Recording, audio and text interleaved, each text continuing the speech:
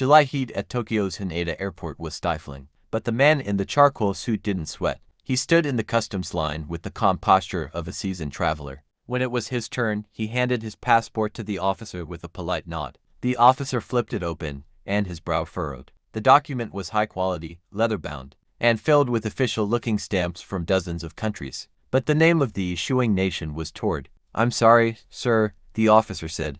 "Where is this country?" The man laughed, a genuine, confused sound. "Between France and Spain. It has existed for over 1,000 years. Is this some kind of joke?" A map was brought out. The man's finger traced the border of Europe and landed confidently on the tiny Principality of Andorra. But as his eyes read the name, his face turned a ghostly shade of white. That is not the name," he whispered. "It's Tord. I was just there 3 days ago. How can the map be wrong?" Suspecting a sophisticated spy or a high-level con artist, the authorities took him to a nearby hotel. He was placed in a room on the 15th floor. Two armed guards stood directly outside the only door. His passport and evidence were locked in a secure safe at the airport. Inside the room, the man paced. He had a checkbook from a bank that didn't exist and a driver's license for roads that weren't on any map. He wasn't a criminal. He was a man who had simply walked through the wrong door in the universe. The next morning, the guards knocked to bring him breakfast. Silence.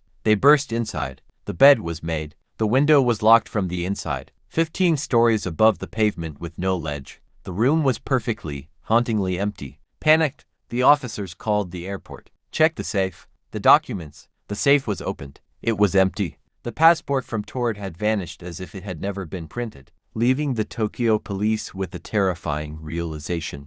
The man hadn't escaped. The universe had simply corrected its mistake, pulling him back to the world where he belonged.